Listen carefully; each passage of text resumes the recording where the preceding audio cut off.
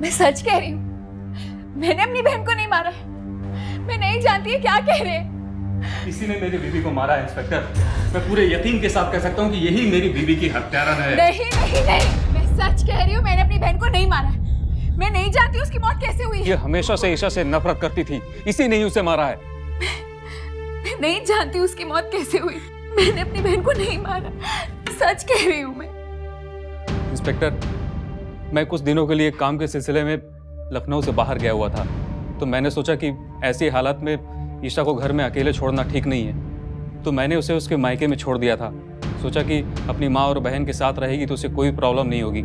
और फिर अपनी माँ के घर से ज़्यादा महफूज जगह और क्या हो सकती है इंस्पेक्टर। लेकिन मुझे क्या पता था कि उस घर में एक नागिन थी। नमस्कार, सावधान इंडिया यूपी फाइट्स बैक में मैं पूजा गौर आप सबका स्वागत करती हूँ। ईशा की मौत हॉस्पिटल में हुई थी, लेकिन उसका पति डॉक्टर अनुराग अपनी साली यानी कि ईशा की बहन सीमा पर उसकी हत्या का इल्जाम लगा रहा था। आखिर क्या वजह थी ईशा की मौत की और सीमा उसकी जिम्मेदार कैसे बन गई? अनुराग किस आधार पर सीमा को उसका खूनी करार दे रहा था?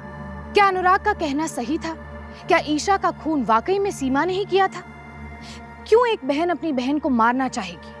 आइए इन सारे पेचीदा सवालों के जवाब जानने के लिए चलते हैं कुछ अरसे पहले की इनकी जिंदगी में। अच्छा सुनो, फॉर्मल्स कितने रखूं मैं? ईशा, मैंने कहा ना कि मैं अपनी पैकिंग खुद कर लूंगा। शादी के पहले भी तो मैं खुद ही पैकिंग करता था। तुम सुनो, तुम अपनी पैकिंग कर लो, मैं एयरपोर्ट जाते हुए तुम्हें तुम्हारी मम्मी के घर में छोड़ता हुआ चला जाऊंगा। नहीं नहीं, मैं वहां नहीं जाऊंगी। और वैसे भी 3 ही दिनों की तो बात है, मैं यहीं रह लूंगी। और छोटू भी तो है, घर का सारा काम कर लेगा वो। ईशा, मैं तुम्हें छोटू के भरोसे छोड़ना नहीं चाहता। कैसे कैसे क्राइम्स हो रहे हैं आजकल, पेपर तो पढ़ती हो ना। कहीं तुम सीमा जी की वजह से तो वहां जाने से मना नहीं कर रही है? नहीं नहीं, ऐसी कोई बात नहीं है। गुड। वैसे भी वापस आने के बाद तो मैं तुम्हें जाने नहीं दूंगा। क्यों? क्योंकि हम तुम्हें एक पल के लिए भी अपनी नजरों से दूर नहीं होने देंगे।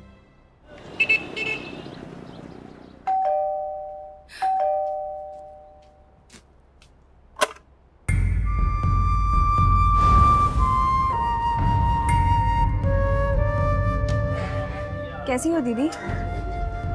माँ, ईशा आई है।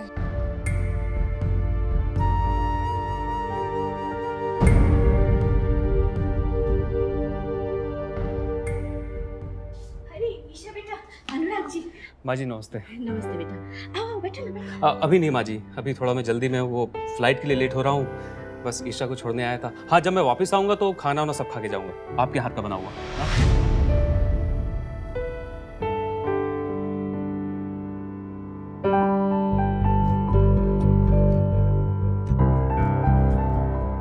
क्या बात है, इस तरह चुपचाप अंदर क्यों आ गई तू? अनुराग जी आए थे, तूने उनसे बात तक नहीं करी। उन्हें कितना बुरा लगा होगा ना। प्रॉब्लम क्या है तेरी? अच्छा, आप नहीं जानती मेरी प्रॉब्लम क्या है?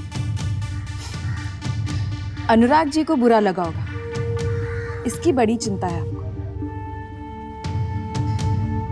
लेकिन मुझे कितना बुरा लगा होगा, ये कभी सोचा है आपने?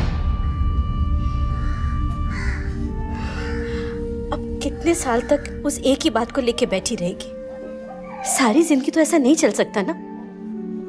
और वो एक अकेली बहन है तेरी, उससे ही कटी कटी रहेगी तो।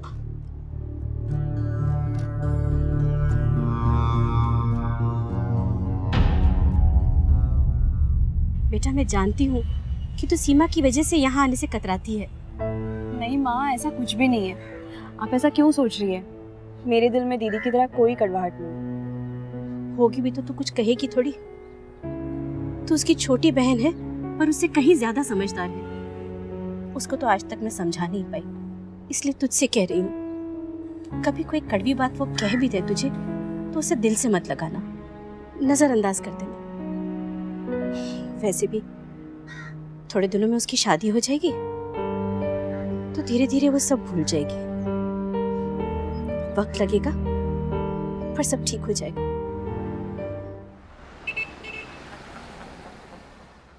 बेटा, अच्छा किया जो तुमने मुझे रास्ते से फोन कर दिया। मैंने पूरा खाना तैयार रखा है। माँ जी बहुत जोरों की भूख लगी है, फ्लाइट के खाने को मैंने हाथ तक नहीं लगाया। तो अब खाओ ना। सीमा बेटा, तुम भी बैठ जाओ ना। मुझे भूख नहीं है।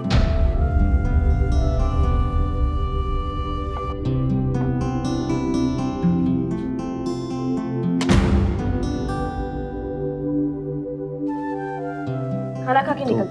हाँ हाँ खाओ। मुझे तकलीफ इस बात की नहीं है कि दीदी मुझसे अच्छे से बात नहीं करती। वो मेरी बहन है, मैं उन्हें बचपन से जानती हूँ। तकलीफ इस बात की है कि वो आपसे अच्छे से बात नहीं करती। बहुत बुरा लगता है मुझे। इसमें बुरा लगने वाली क्या बात है? अगर तुम उनके नज़रिए से सोचो तो उनके साथ जो कुछ भी हुआ वो बहुत ही अजीब सिचुएशन है। मैं उनकी जगह होता तो शायद मैं भी ऐसा ही बिहेव करता। हाँ, पर उन्हें समझना चाहिए ना, ऐसे कैसे वो। देखो मुझे तो जरा भी बुरा नहीं लगा। वैसे तुम्हें क्यों बुरा लग रहा है?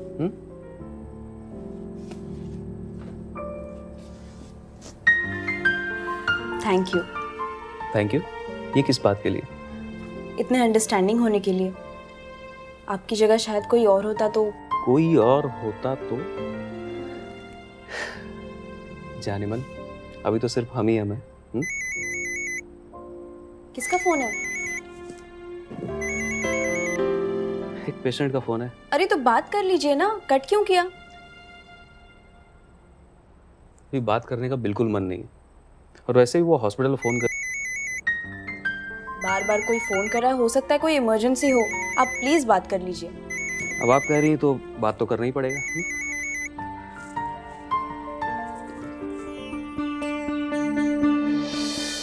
वो ऐसी क्या बात थी दोनों बहनों सीमा और ईशा के बीच जो दरार बनकर खड़ी थी? ऐसी कौन सी नाराजगी थी बड़ी बहन सीमा को जो उसकी माँ के इतना समझाने के बावजूद अपनी छोटी बहन और उसके पति से बात तक करना पसंद नहीं करती थी? कहते हैं कि वक्त सारे जख्म भर देता है, लेकिन सीमा के मन में ऐसा कौन सा जख्म था जो इतना अरसा बीतने के बाद भी भरा नहीं था?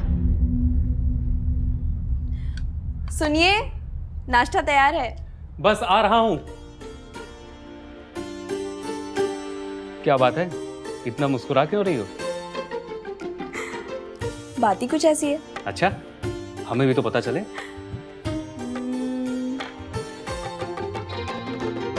तुम प्रेग्नेंट हो?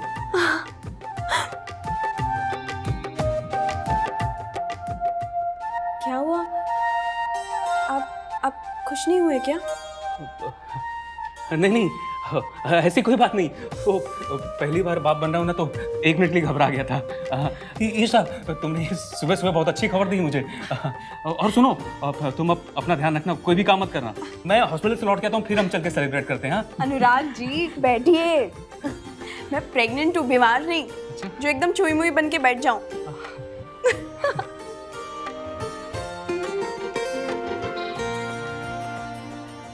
क्या सच? तूने तो बहुत अच्छी खबर सुनाई है ईशा। मैं नानी बनने वाली हूँ। और ये क्या, इतनी बड़ी और इतनी अच्छी खबर तू मुझे फोन पे सुना रही है? ये नहीं कि घर आके बता देती? हाँ मम्मी, वो मैं बस। हाँ हाँ, वो सब कुछ नहीं सुनना मुझे। बस ये बता कि तू कब आ रही है। अनुराग जी से बात कर ले और आज ही आ जाओ तुम लोग। अच्छा सुन, मैं अभी फोन रखती हूँ, देखती हूँ शायद कोई आया है, तो अनुराग जी से बात करके मुझे बता, ठीक है? ठीक है मम्मी।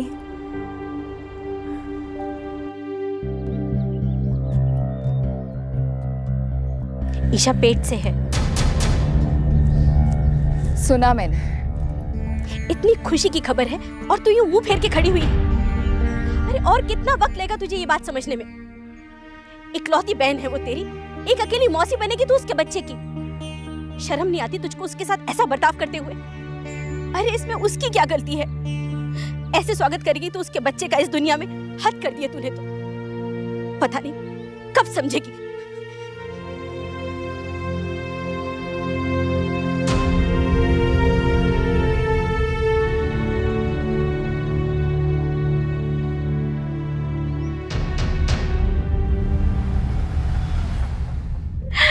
आजा मेरी बच्ची। तू समझ नहीं सकती ईशा, मैं आज कितनी खुश हूँ कि मैं तुझे बता नहीं सकती। जब मेरी सारी सहेलियां अपने नाती पोतों के लिए स्वेटर बुनती रहती थी और मुझसे पूछती रहती थी कि मैं कब खुशखबरी सुनाऊंगी, अब बताऊंगी मैं उन्हें। तो माँ जी आप स्वेटर बुनना शुरू कर ही दीजिए। ईशा, कॉन्ग्रेचुलेशन।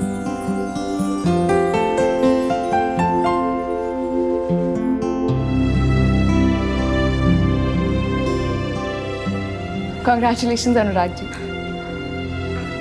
लो, इस बच्चे ने तो आने से पहले ही हमारी झोली में खुशियां भर दी। माँ जी मुझे फिर से कुछ दिनों के लिए बाहर जाना होगा, कह नहीं सकता कब तक वापस आऊँगा, तब तक ईशा को यहीं छोड़ के जा रहा हूँ। हाँ हाँ, आप उसे यहीं छोड़ कर जाइए। आपको जितना काम करना है ना, सारा काम खत्म करके फिर आइएगा। तब तक हम आपकी बेगम और आपके राजकुमार का पूरा ख्याल रखेंगे। अच्छा मैं चलता हूँ। जी नमस्ते।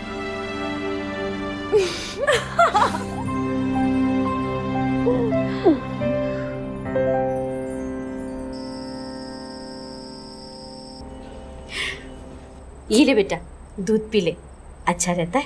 हाँ मम्मी।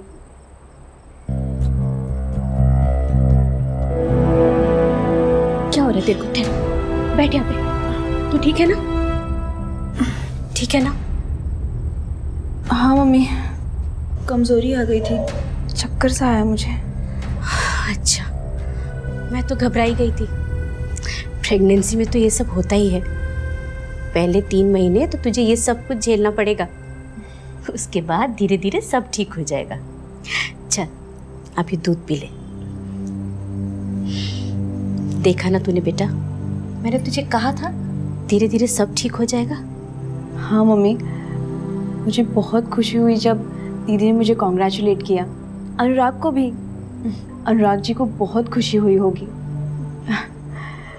चलो अच्छा है।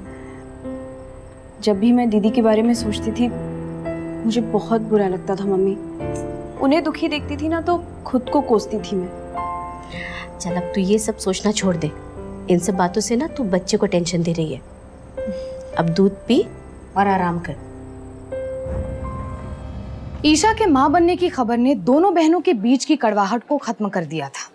अगले कुछ दिनों में दोनों बहनों के बीच का पुराना प्यार वापस लौटने लगा था। लेकिन इसी के साथ डॉक्टर अनुराग का काम के लिए शहर से बाहर जाना या कभी-कभी विदेश के दौरे बढ़ने लगे थे। इसी वजह से ईशा आए दिन अपने मायके आकर रहने लगी थी। अब इस दौरान अनुराग ईशा को अकेले नहीं छोड़ सकता था। सीमा और ईशा की मां दोनों ही ईशा का बहुत ज्यादा ख्याल रख रही थी, लेकिन फिर भी धीरे धीरे ईशा की तबीयत बिगड़ने लगी थी। हाँ हाँ हाँ ठीक है, मैं आता हूँ। ओके। चलिए मैं तैयार हूँ। Isha I am so sorry, वो मैंने तुम्हें फ़ोन किया था कि मैं तुम्हें लेने के लिए आ रहा हूँ, बट मुझे अभी भी फ़ोन आया कि मुझे वापस जाना पड़ेगा। बस 2 दिन की बात है। ये क्या, अभी आए और अभी फिर से चल दिए? क्या करूँ, काम ही कुछ ऐसा है। काम ही सब कुछ है क्या? आजकल आप बहुत बाहर जाने लगे हैं। हर दूसरे दिन आपका कोई ना कोई टूर आया रहता है। अब मत जाइए ना, कह दीजिए आप नहीं जा सकते। ईशा बच्चों जैसी बातें मत करो। अब काम है तो है, इसमें मैं क्या कर सकता हूँ। काम के अलावा भी तो आपकी एक जिंदगी है ना, आपकी एक फैमिली है। और हर दूसरे दिन मैं मायके आ जाती हूँ। लोग क्या सोचेंगे? सोचेंगे कि पता नहीं इसके घर में क्या प्रॉब्लम है कि ये हर दूसरे दिन मायके आ जाती है। अच्छा लगता है क्या? और सीमा दीदी और मम्मी मेरा कितना ख्याल रखेंगी? आखिर ये भी तो आप ही की जिम्मेदारी है ना। मुझे मेरी जिम्मेदारियों का पूरा एहसास है। मुझे मेरी रिस्पॉन्सिबिलिटीज और ड्यूटी समझाने की कोशिश मत करना, समझी? और ये सब मैं किसके लिए कर रहा हूँ? ये मीटिंग, ये काम अपने लिए कर रहा हूँ, तुम्हारे लिए कर रहा हूँ, हमारे होने वाले बच्चे के लिए कर रहा हूँ, हमारी फैमिली के लिए कर रहा हूँ।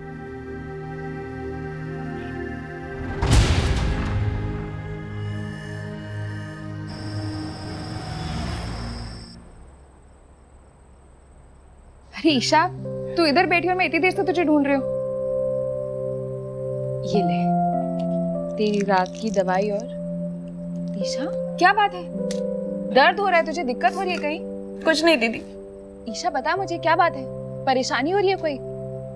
बोल बोल, क्या हुआ? दीदी आजकल अनुराग मुझसे बहुत कटे कटे से रहते हैं। पता नहीं उनका रवैया एकदम से बदल गया। वो कभी मुझसे ऊंची आवाज में बात नहीं करते थे, पर अभी जो मन में आता है कह देते। इतनी सी बात और तू इस तरह अपने आंसू बहा रही है। तू भी ना, हो सकता है उन्हें किसी बात की चिंता हो, कोई टेंशन हो। नहीं दीदी,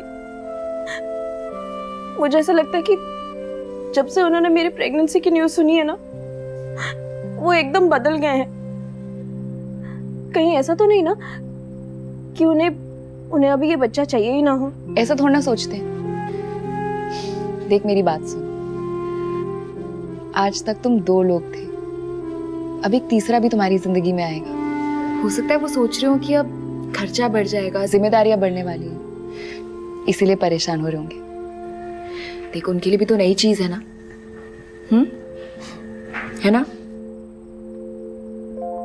बस अब तू सोचना बंद कर और जल्दी से अपनी दवाई ले ले, वरना माँ मुझे भी डांट देगी। ये ले।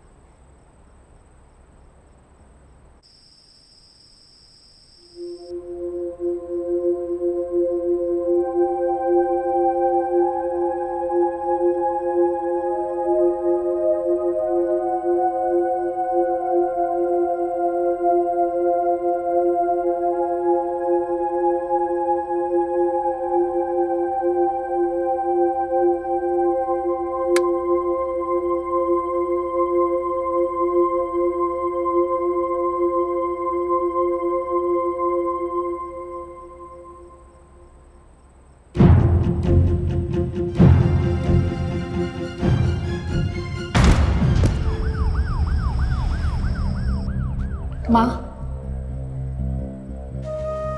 आई एम सॉरी, हम बच्चे को बचा नहीं पाए। क्या? और ईशा की खुद की भी हालत बहुत नाजुक है। ऐसा डॉक्टर? वो अभी भी आईसीयू में है और कुछ कहा नहीं जा सकता।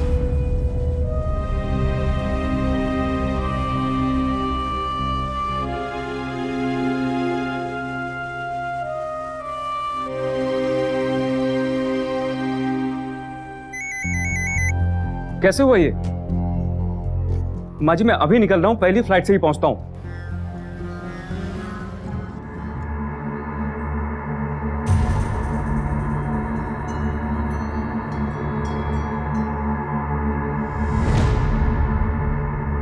ये सब आपकी लापरवाही की वजह से हुआ है। आपकी वजह से मैंने अपना होने वाला बच्चा खो दिया। डॉक्टर अनुराग, संभालिए अपने आप को। मैं आपका दर्द समझ सकता हूँ, लेकिन मैं आपको यकीन दिलाता हूँ कि हमने बच्चे को बचाने की पूरी कोशिश की थी। आपकी वाइफ भी बहुत खराब हालत में हॉस्पिटल लाई गई थी। शुक्र मनाएं कि वो अब ठीक है। इससे ज्यादा हम और कुछ नहीं कर सकते थे। हमें तो डर था कि आपकी वाइफ भी।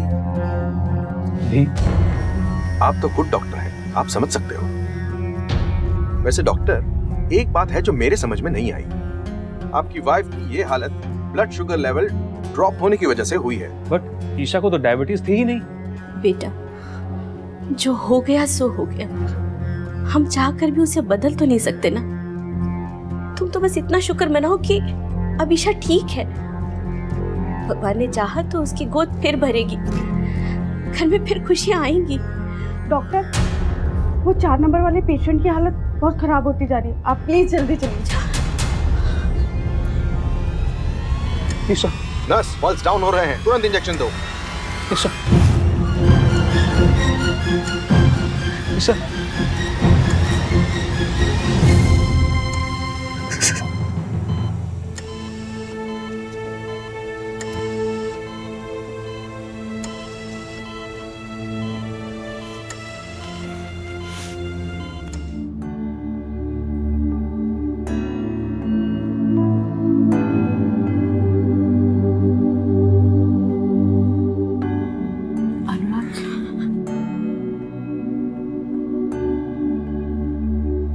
अनुराग जी, क्या हुआ? ईशा कैसी है? अनुराग जी, ईशा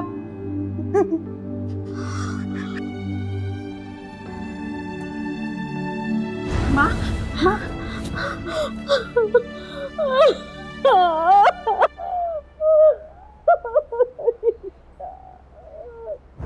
ईशा की मौत हॉस्पिटल में एडमिट होने के कुछ ही घंटों में हो चुकी थी।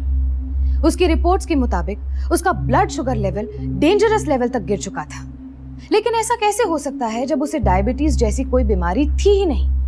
कई बार हॉस्पिटल्स में पेशेंट की मौत की वजह साफ नहीं होती। ऐसे में पेशेंट के परिवार वाले कानून का सहारा लेकर जांच करवा सकते हैं। हॉस्पिटल के रूल्स के मुताबिक पेशेंट के एडमिट होने के 24 घंटों में उसकी रिपोर्ट दी जानी चाहिए।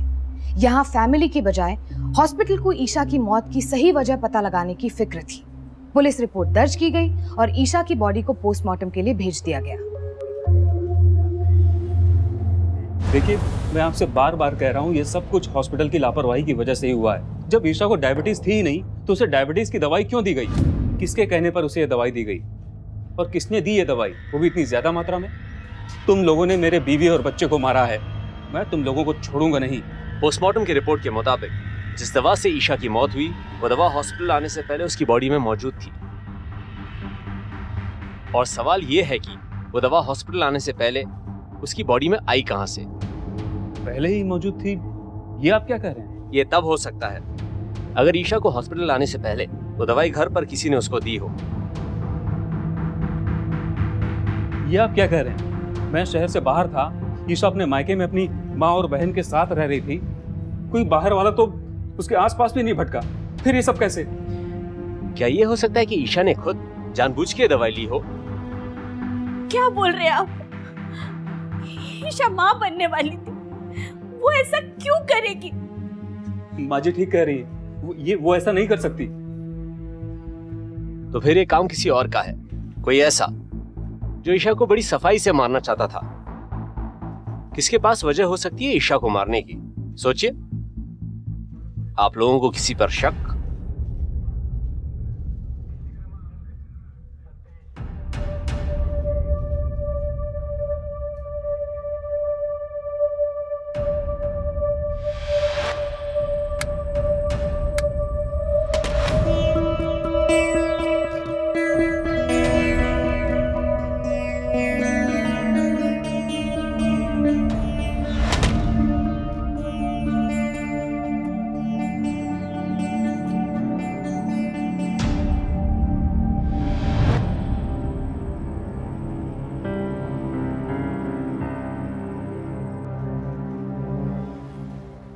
इंस्पेक्टर, मुझे शक है कि ईशा की मौत में उसकी बहन सीमा का हाथ था। बहन का हाथ था? ये आप कैसे कह सकते हैं? एक बहन अपनी छोटी प्रेग्नेंट बहन को क्यों मारेगी? क्योंकि वो उससे नफरत करती थी, वो उसका मुंह तक देखना पसंद नहीं करती थी। मगर क्यों? ऐसी क्या अनबन थी दोनों में? वो बात है कि 1 साल पहले। और क्या जानना है जी, आपका इतना अच्छा परिवार है और मेरे अनुराग की तो बस एक ही शर्त है कि लड़की अच्छी और पढ़ी लिखी होनी चाहिए। वो तो आपकी बेटी है ही, बस हमारी होने वाली बहू को बुला दीजिए ताकि हम भी मुंह मीठा कर लें। जी जी बिल्कुल। ईशा बेटा, जरा सीमा को लेके आओ ना।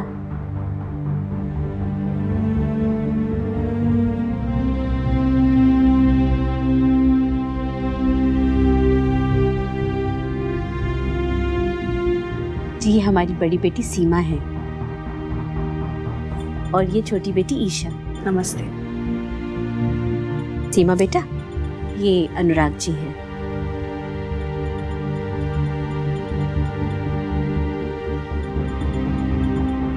छोटी वाली पसंद है।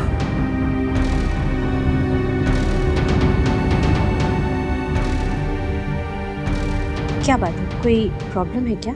जी जी, वो देखिए, अगर मन में कोई भी शंका है तो आप खुल के बोलिए, हिचकिचाइए मत। जी, दरअसल हमारे बेटे अनुराग को आपकी छोटी बेटी ईशा पसंद है।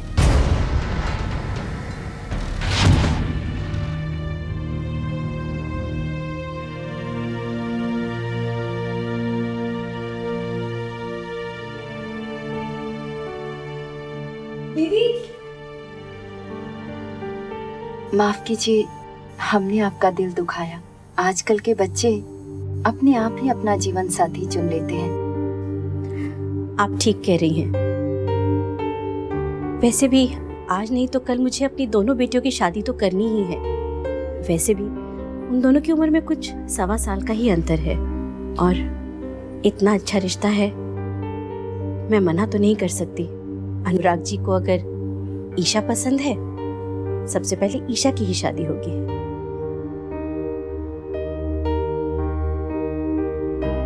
दीदी,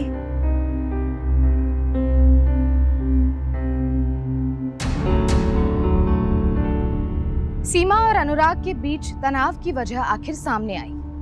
अगर कोई शादी के रिश्ते के लिए बड़ी बहन को देखने आए और छोटी बहन को पसंद कर ले तो बड़ी बहन को बुरा लगेगा ही।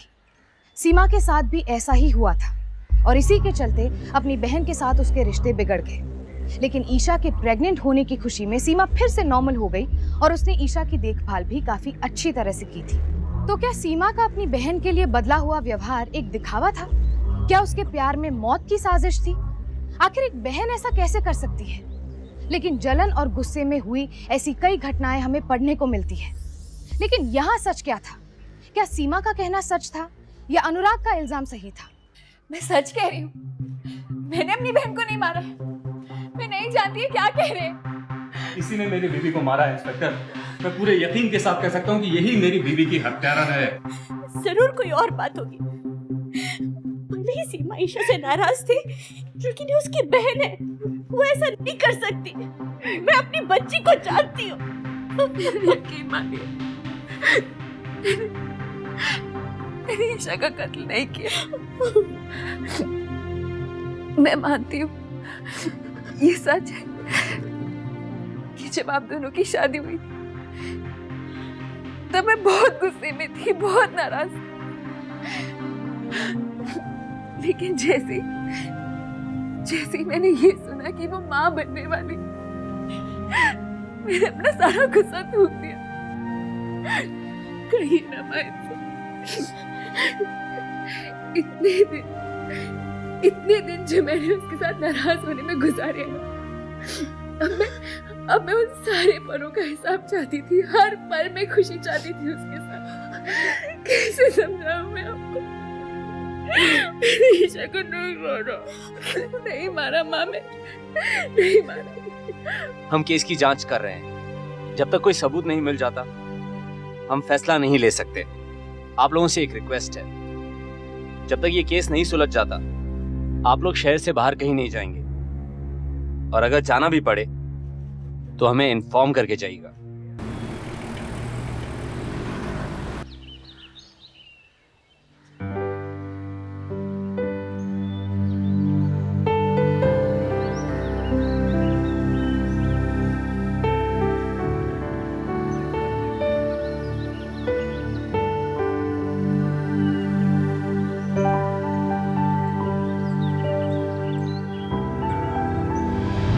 कैसे पेशेंस रखूं दीदी, जब जानती हूँ कुछ भी ठीक नहीं है। आजकल अनुराग मुझसे बहुत कटे कटे से रहते हैं, ठीक से बात भी नहीं करते मुझसे। उनको रोज रात को किसी के तो फोन आते हैं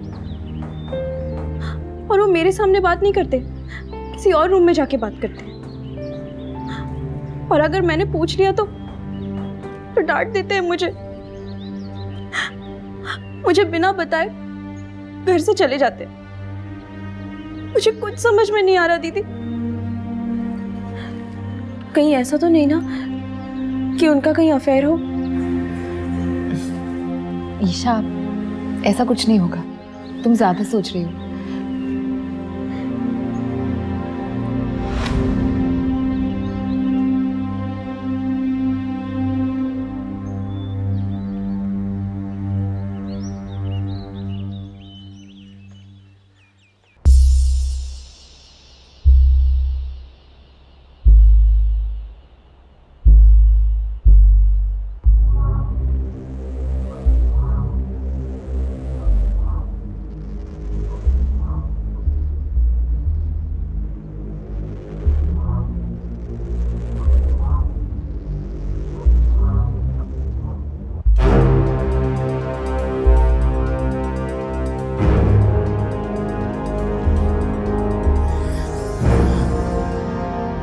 माँ जल्दी यहाँ आइए।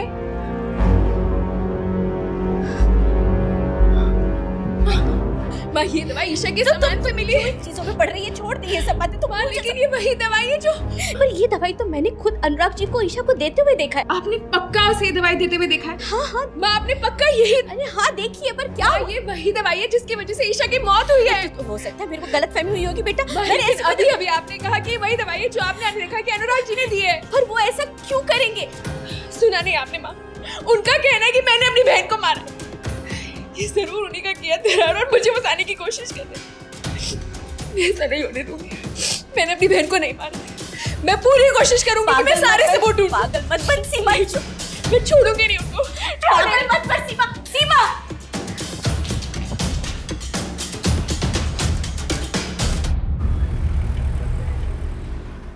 मुझे लगता है कि मेरी बहन का कत्ल अनुराग जी ने किया है। वो आकर कहते हैं कि आपने मारा है, आप आकर उन पे इल्जाम लगा रही हैं। ये हो क्या रहा है? अगर आपको यकीन नहीं होता ना, तो ये देखिए, मैं सबूत भी लेकर आई हूँ। ये दवाई वही दवाई है जिसकी वजह से ईशा की मौत हुई, और ये दवाई मुझे ईशा के सामान में मिली। माँ ने कहा था कि ये दवाई उन्होंने अनुराग जी को ईशा को देते हुए देखा है। इंस्पेक्टर, ये अपना गुनाह और अपना इल्जाम मेरे सर पर थोपने की कोशिश कर रही है, जबकि सच्चाई ये है कि जब ईशा की तबीयत खराब हुई थी मैं शहर में था ही नहीं। ईशा अपने माँ के घर में थी और वहीं उसे दवाई भी दी गई थी। क्या इससे ये जाहिर नहीं होता है कि जब ईशा को वो दवाई दी गई थी, अगर कोई उस वक्त उसे दवाई दे सकता था तो वो सीमा ही है। झूठ बोल रहे हैं ये। माँ ने खुद देखा है कि आपने ईशा को वो दवाई दी है। सीमा जी, मैं एक डॉक्टर हूँ। ईशा की तबीयत जब भी खराब होती थी तो मैं ही उसे दवाई देता था, और फिर माँ को क्या मालूम कि कौन सी दवाई किस बीमारी की है। बहुत सी दवाइयाँ तो एक जैसी होती है, और तुम माँ की बातों में आकर मुझ पर इल्जाम कैसे लगा सकते?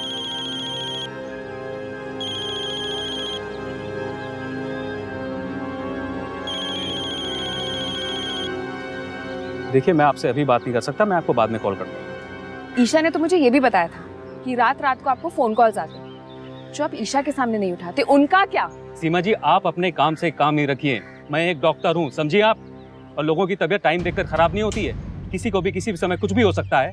कहने को तो मेरी ड्यूटी रात को 8 बजे खत्म हो जाती है, लेकिन सच्चाई ये है कि मैं 24 घंटे सप्ताह में 7 दिन ड्यूटी पर रहता हूँ। और इसके अलावा मैं यूएस के डॉक्टर के साथ मिलकर रिसर्च पर काम भी कर रहा हूँ। और आपको इतना तो मालूम होगा ही कि यूएस के टाइम में और इंडिया के टाइम में कितना अंतर है। जब वहाँ दिन होता है तो यहाँ रात होती है। जब कोई मुझे काम के सिलसिले में दिन में वहाँ से कॉल करता है तो वो मुझे आधी रात को यहाँ आता है।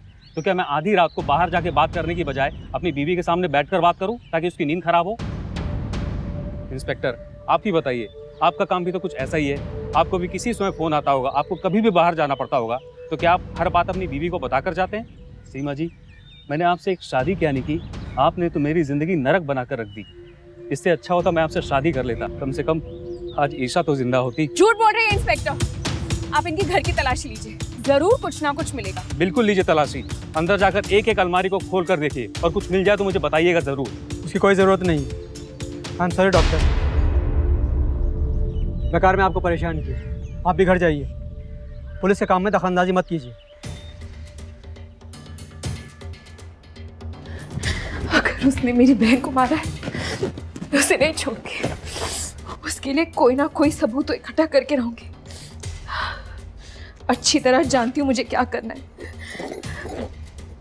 चाबी इसके घर। सीमा अनुराग के खिलाफ सबूत खोज रही थी। उसे ईशा की बातें याद आईं जो सही भी थी कि अनुराग का व्यवहार ईशा के साथ बदला जरूर था, लेकिन पति पत्नी के बीच ऐसी बातें होती रहती हैं जो ठीक भी हो जाती है। अनुराग अपनी पत्नी का काफी ख्याल रखता था, यहाँ तक कि वो उसे एक दिन के लिए भी अकेला नहीं छोड़ता था। तो क्या सीमा कानून से बचने के लिए अनुराग को फंसाने की कोशिश कर रही थी?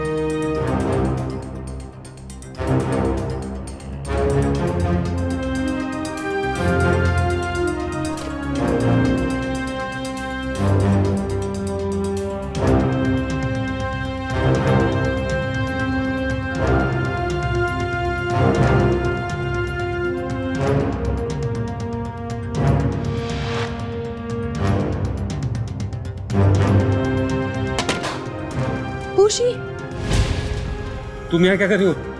तुम अंदर कैसे आई? तुम तो हाथ धो के मेरे पीछे पड़ गई। पुलिस को बुलाऊंगा। इनफ, मैं इसे छोड़ूंगा नहीं अब। इनफ।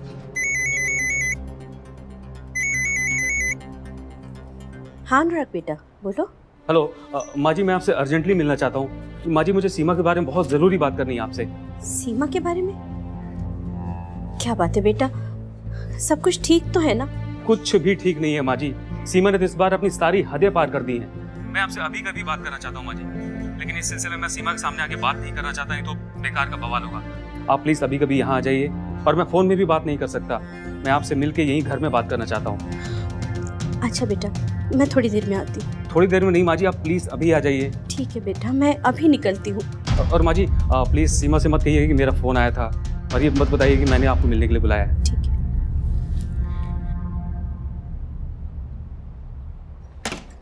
माँ, माँ कहाँ हैं आप? माँ, मुझे आपसे बहुत जरूरी।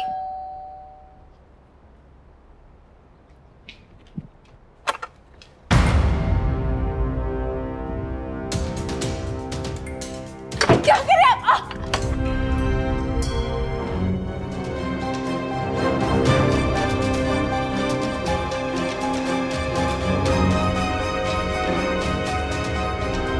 गुड बाय सीमा दीदी।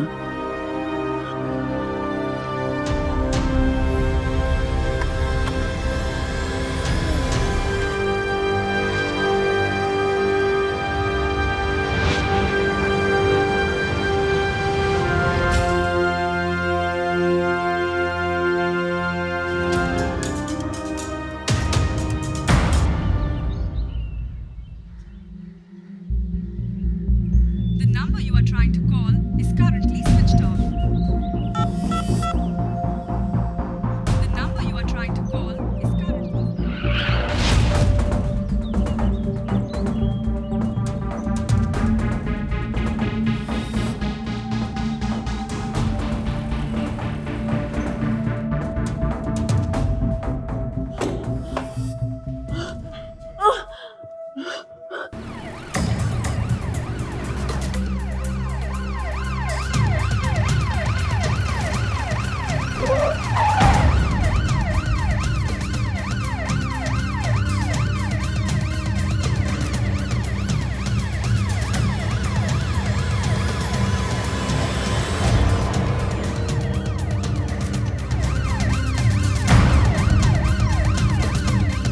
डॉक्टर अनुराग, अपने आप को बहुत स्मार्ट समझते हो। अपनी बीवी को इस लड़की के चक्कर में मार के देश से बाहर जाके सेटल होना चाहते हो। अब देखता हूँ तुम ये देश क्या, मेरी जेल से बाहर निकल के दिखाओ। You are under arrest. Come out.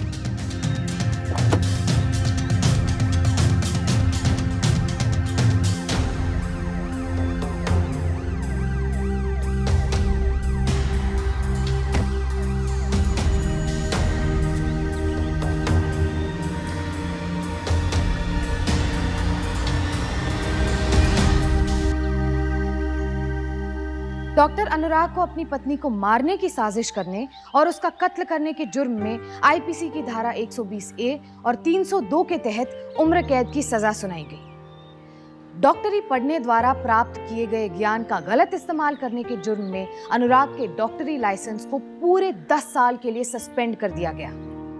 इस केस में सबसे अफसोस की बात यह थी कि अनुराग खुद एक डॉक्टर था, डॉक्टर जिसका सबसे पहला फर्ज होता है इंसान की जान बचाना। लेकिन इस एक डॉक्टर ने अपनी जानकारी का गलत इस्तेमाल किया। उसने अपनी पत्नी और प्रोफेशन दोनों से धोखा किया। लेकिन उसी की फ्रेटर्निटी यानी कि हॉस्पिटल के बाकी डॉक्टर्स ने ईशा का पोस्टमार्टम करके उसकी साजिश का पहला सुराग पुलिस को दे दिया। अनुराग का प्लान तो फुल प्रूफ था। पोस्टमार्टम के बाद भी किसी को उस पर शक नहीं होता, लेकिन सीमा की लगातार कोशिशों ने आखिर उसे बेनकाब कर ही दिया। सीमा ने अपनी बहन को खोया था, लेकिन डॉक्टर अनुराग को पकड़वाकर उसने ऐसे खतरनाक अपराधी को समाज में खुला घूमने से रोक दिया था जो अपनी डिग्री का गलत फायदा उठाकर आगे ऐसे कई और क्राइम करता। याद रखिए, अपराधी किसी भी रूप में और किसी भी रिश्ते में हो सकता है। हम आपसे ये नहीं कह रहे कि आप अपने रिश्तों पर शक करें, लेकिन सावधान रहना भी उतना ही जरूरी है। शायद किसी साजिश का शिकार होने से आप खुद को या किसी अपने को वक्त रहते बचा लें। फिर होगी आपसे मुलाकात जुर्म से जंग की सच्ची घटना के साथ। तब तक सावधान इंडिया, यूपी फाइट्स बैक। जुर्म से जंग जारी है, अब यूपी की बारी है। तो सावधान